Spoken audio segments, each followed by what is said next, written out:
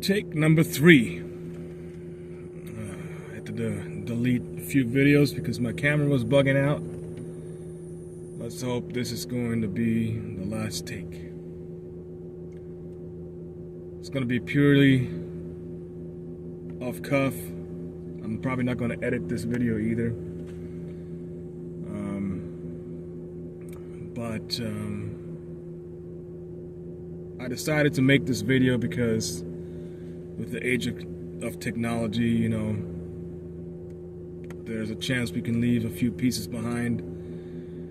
And who knows, maybe, you know, in 1,000 years from now, they're going to dig this video up and scratch their heads and say, man, people like that actually existed? They really lived like that? Yeah, sure enough. Well, here it goes. I'm the third oldest of 5 kids. I have 2 older brothers, a younger sister, and a younger brother. And I grew up in Europe for most of my teen years. And growing up, we weren't really rich or well off. I mean, we weren't poor either. We were below middle class, let's put it that way. Below middle class. My dad was a janitor, my mom was a secretary. So it was always a struggle. It's not a day that I can't remember that we weren't struggling. And as far back as I can remember, realizing that I was different would have had to been kindergarten, because I was really into the book of Bible stories, my book of horror stories. What a book. And I was into the tapes too. Back in the days, you could listen to the tapes. And my mom really fostered that book, really. And she thought it was a great idea to send me with that book at 5 years old to kindergarten to preach to the other kids. And so I did. I went and opened the book to the first couple of pages. And the first couple of pages, if you remember, were on, I believe, creation. You know, I had the lava and the stone and the volcanoes and whatnot. And you know, I told every 5-year-old there, or every kindergartner, I says, if you are not a witness, this is where you're going to end up, in the lake of fire, Sheol, at 5 years old. That was one heavy indoctrination.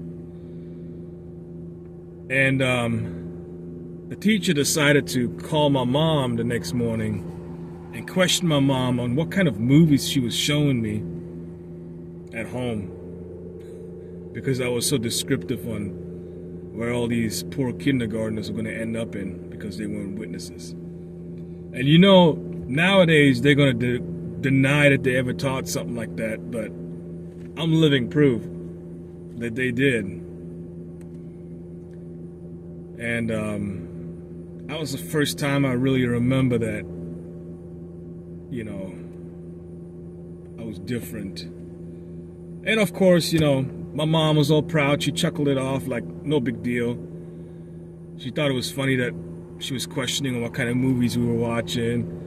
But, you know, she related it at the Kingdom Hall, and everybody clapped and everybody was proud and patted me on the back and said how good of a witness I will make eventually. And,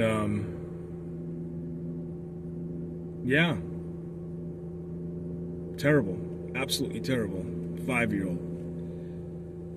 And another time I remember growing up, we lived in this cul-de-sac at the bottom of a hill. And, you know, back in the 80s, kids all played everywhere. Kids were all outside at the playgrounds, and we all played together. My mom didn't really mind. But at the top of the hill, there lived this holistic nurse. I believe her husband was a doctor.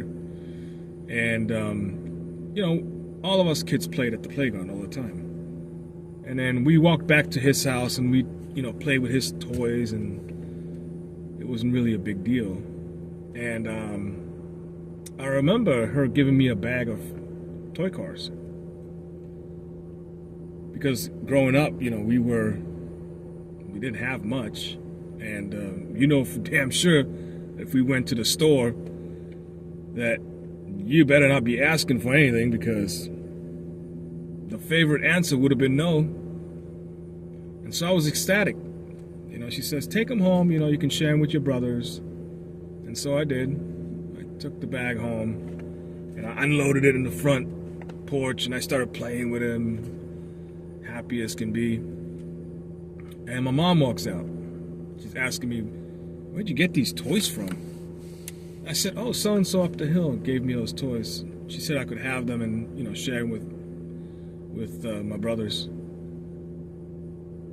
And then she started questioning me on if I really wanted to play with these toys, and if I thought it was a good idea to play with these toys, because my mom was under the impression that a holistic nurse at that time, and I don't know if it was a new thing or something back then, that she was into spiritism, natural healing of the body and stuff like that. And she thought she was weird, and she would ask me, like, are you sure, that, you want to play with these? Because you never know if you could bring bad spirits in the house by accepting those gifts. And at 5 years old. And you know what I did? Being a good little boy, I took a sledgehammer to all those cars and smashed them all to pieces. And you know where I got that idea from? My Bible book of horror stories. Remember that page where they smashed all those idols to pieces? Yeah, that's where I got the idea from. And I was so proud of myself, showed my mom and said, look, I killed all the demons. I threw them in the trash. And sure enough, that experience was also related to the hall. And everybody clapped like damn seals, patted me on the back. And at that age, I realized that if I did certain things, getting that pat on the back, was a good thing. So taking on this path and becoming a witness automatically should be a good thing. And my father was disfellowshipped for about 8 years. I'm going to say maybe from the age of 3 to 11. And so a brother had to study with me. And, we studied the youth book, the blue one. What a disaster. Talking about masturbation and stuff to a kid that it's not even your own kid. Should never happen. But,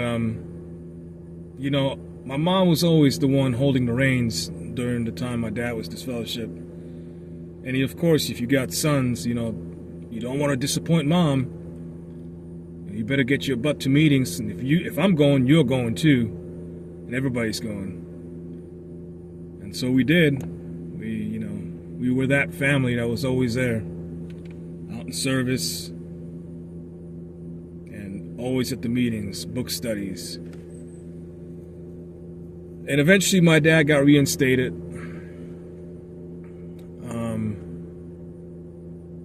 And he tried to overcompensate for the times that for the years that he had lost. And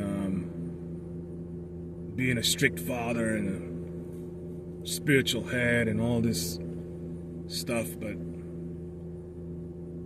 it wasn't really working out.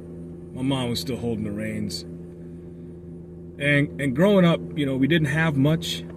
We had just enough. We had the necessities, which I don't complain about, because we always had a roof over our head, and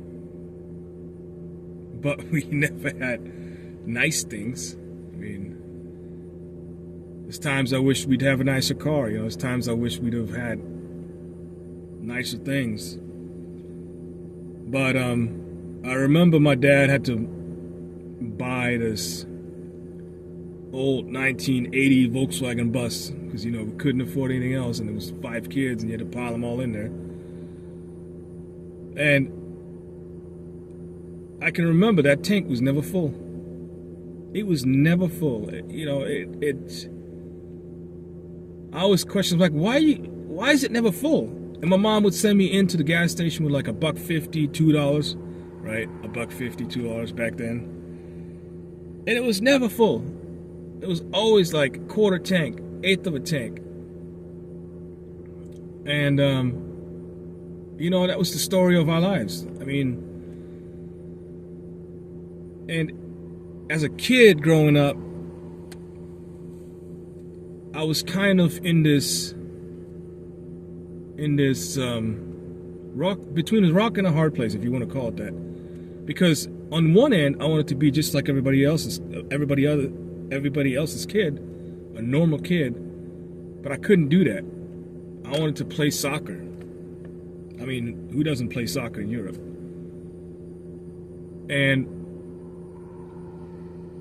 you know, I went to one tournament, a tryout, and I had the most abomination of shoes on my feet. Those weren't even considered to be soccer shoes. They were considered to be ballet shoes, if you want to call them that. But I tried out. You know, I had been like 7 years old, 7 or 8. And the coach really liked me playing. And he says, you know, you got some talent. We could really use you on the team.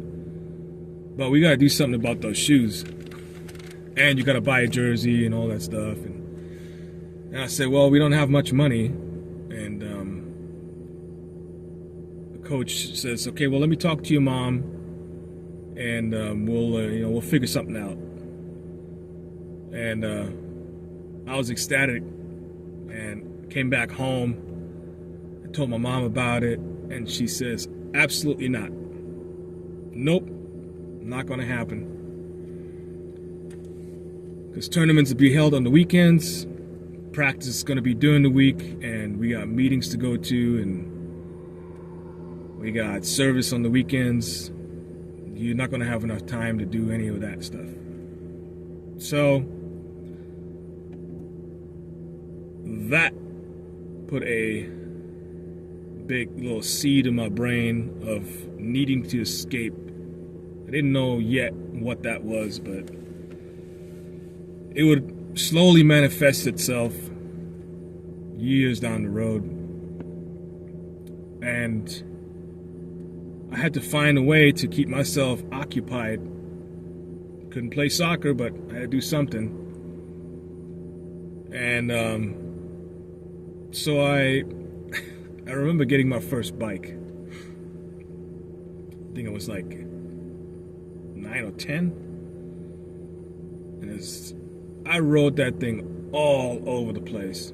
I mean, I'd be gone for hours and hours on end. And I'd ride all over the place. So where I used to live, there's a lot of countryside. So I would ride the countryside into the city, back up countryside. I mean, that was my escape. Put my Walkman on. Walkman. Throw a couple of tapes in my back pocket, and off I went. And that was part of my escape, to kind of reflect on trying to figure out what this was, this pressure that I had on my shoulders that I was trying to escape from as a kid. And slowly down the road, you know, the pressure was mounting, because at 12 years old, I already realized that there was labels being put on people as far as bad association, and you know, this guy's not doing much for the truth, and why? Because, you know, he's old enough, he already knows. And I didn't want that placard around my neck, because I wanted to make my, you know, at that time, my mom proud, and my dad too, because you know, my mom always said, you know, you got to be a good example for, you know, because maybe, you know, your example is going to bring dad back to the truth. And so, of course, that's what you want, you know, you want your father to be back. And I was doing it all for the wrong reasons. I was trying to get baptized for all the wrong reasons. One, because I really was into it, or because I believed it. It was all people pleasing. It was all trying to please my mom, trying to please the elders, trying to please, you know, this girl I was interested in.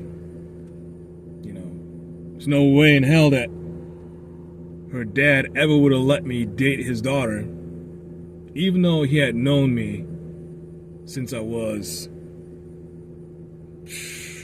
3 years old. He had known me ever since. And so, you know, I had to study the book for my baptismal questions. And we went through the questions with a brother.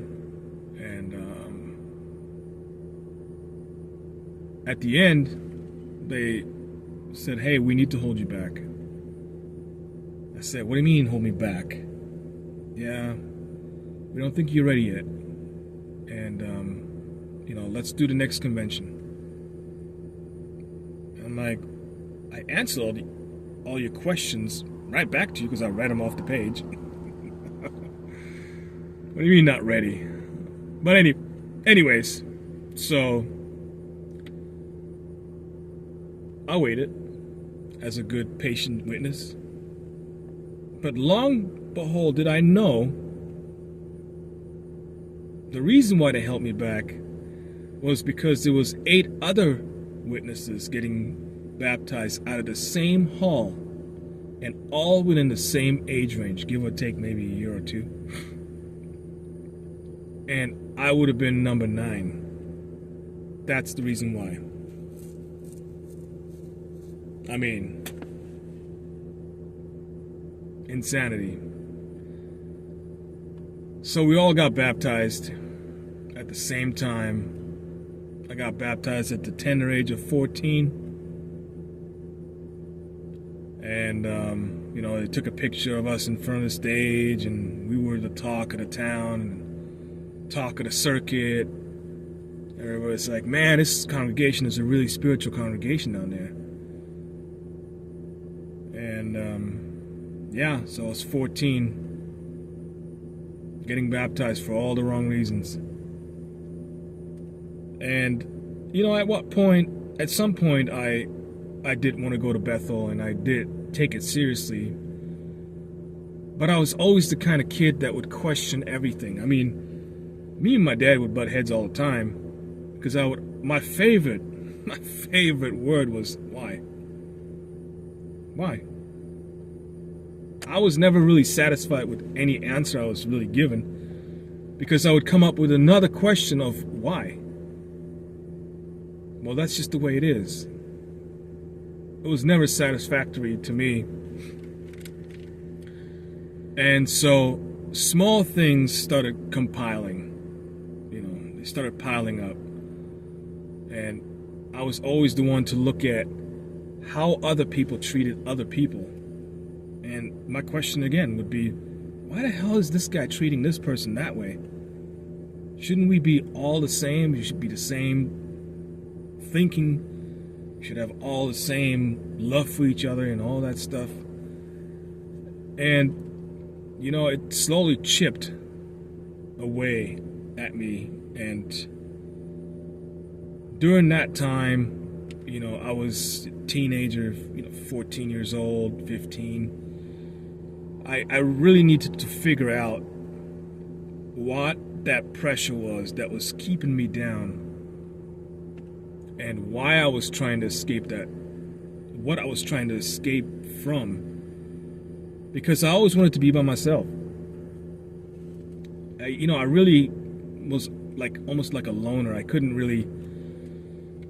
I mean, I had friends in the hall all over the place, and I would hang out with them, but I was most comfortable by myself.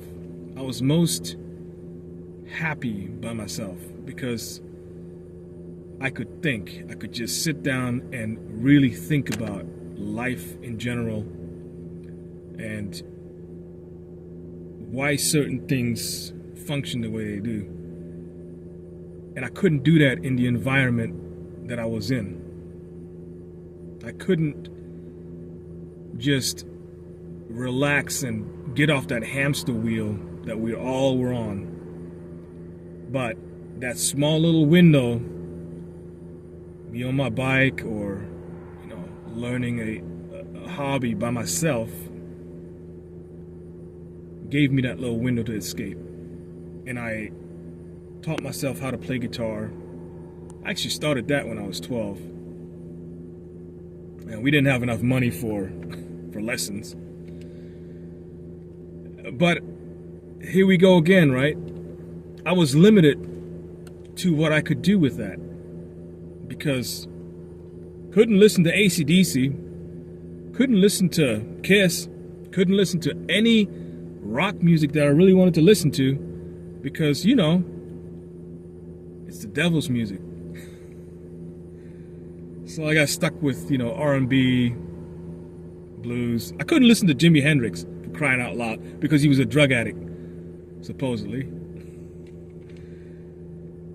So I, just started learning how to play blues because I had the dang blues. And, but it was a way to escape. And, later down the road, it came to the head. It came to the head because, in my late teenage years, I didn't take it very much. I didn't take it seriously at all. And, to me, it was just a daily routine we had to do. We were still at the meetings.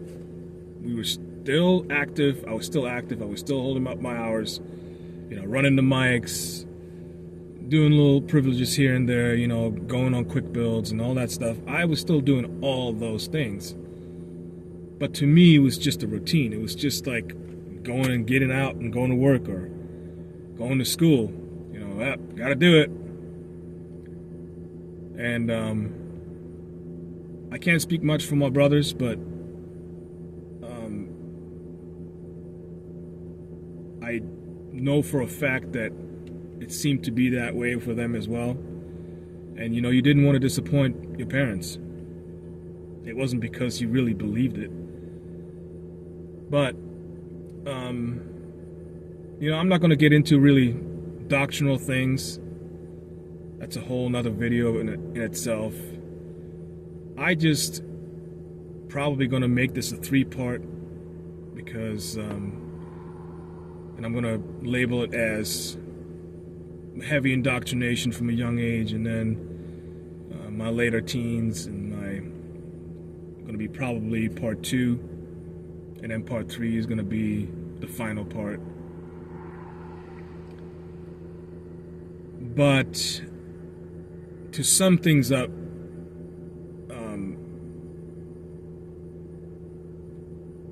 kids at that age are very susceptible to a high amount of indoctrination. And that's what I went through. Because the amount of magazines that are based for kids and the things that I listened to on tapes, and back then it wasn't videos, it really shaped my thinking for at least the first, 10 years. And a very dangerous period. And so, thinking back of how much indoctrination my mom put in me, or in everyone, not just me, but my boys, my oldest brothers too. We were so fearful of losing our parents because of what we would be doing at like 5 years old, or what we would not be doing at 5 years old, or you better be doing this because you don't want to be the one to not see your parents again.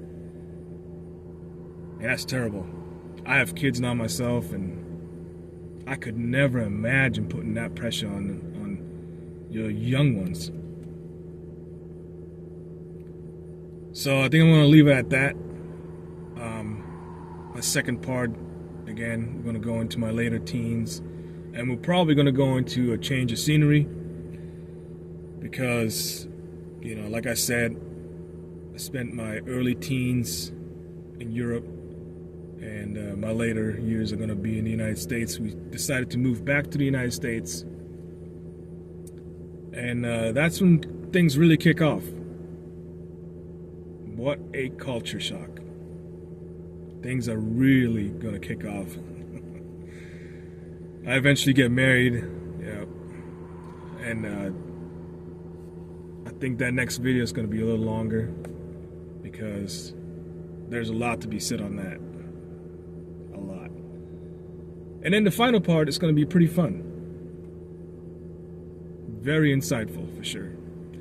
So till next time, and if you know me, you can leave a comment. Just don't call me by my name.